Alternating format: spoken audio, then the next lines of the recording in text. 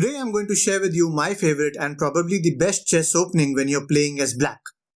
The opening I'm going to talk about is called the Sicilian defense. Statistics show that this is one of the most successful openings for black. This is also the most popular opening played at the Grandmaster level.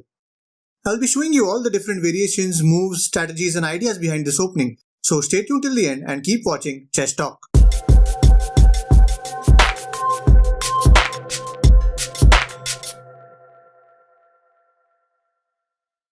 Hello chess friends, I am Jitendra Advani. If this is your first time on this channel and you want to learn some cool chess tricks and become a better chess player, then start now by subscribing and clicking the bell so you don't miss any of my videos. Before we begin, congratulations! Our Chess Talk community now has more than 50,000 subscribers. Thank you so much to each and every one of you who have watched, subscribed, shared and appreciated my content. I'm curious to know when did you subscribe to my channel.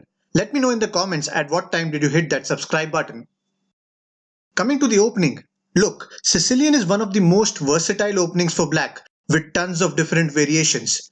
In order to execute this perfectly, it is important to understand the key concepts and ideas behind this opening. In this video, I will show you the most important lines and the absolute basics of the Sicilian. So let's get straight into it. The Sicilian starts with e4 and then pawn c5. Black's main aim here is to prevent white from playing d4 and expanding his control in the center. If white still decides to play d4, then you can capture and the queen can of course recapture, but white has traded a more important central pawn for a wing pawn. Plus you can also develop your knight and attack the queen.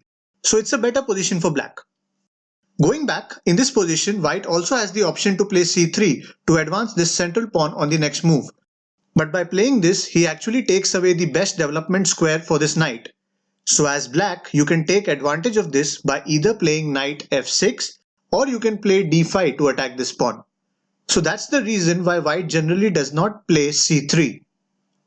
Again, going back, from this position, white usually continues with knight to f3, basically trying to gain control of the d4 and e5 central squares. From here, you have a lot of options for your second move. You can play knight to c6 supporting the d4 square. You can play pawn to e6 in preparation for d5 to attack the center. You can also go for g6 to bring out the bishop to attack along this long diagonal. The most popular move though as black would be pawn to d6. The idea behind this move is to support this pawn on c5, plus it also stops white from pushing this pawn forward. As you can see now, black also has this good little pawn structure along with this open diagonal for his bishop. Now the most common and natural move from white would be d4. He's trying to open up the center and get rid of this c5 pawn. After this, you should definitely capture this pawn on d4. From here, white has two options. He can capture this pawn with either the knight or the queen. Obviously, white would not like to bring out the queen so early and be chased down by this knight. So white will generally play it knight to d4. Now if you look at the board carefully, you can see that white has a slight advantage in piece development, but at the same time black has two central pawns whereas white has only one. In this position, you want to stop white from playing c4 because that gives him a strong center advantage. So to stop this, you will have to play knight to f6, attacking the e4 pawn. White will now have to support this pawn. The best way to do this would be knight to c3. This is the main line that I showed you. Now from here, there are a few variations. One of the most popular ones is the knight off variation, which is pawn to a6. This is actually quite an aggressive move. White can no longer play bishop to b5 to attack your king. Also, it blocks these knights from advancing forward. Eventually, you can play pawn b5 and bring out your bishop to attack on this long diagonal, so black has a lot of good options.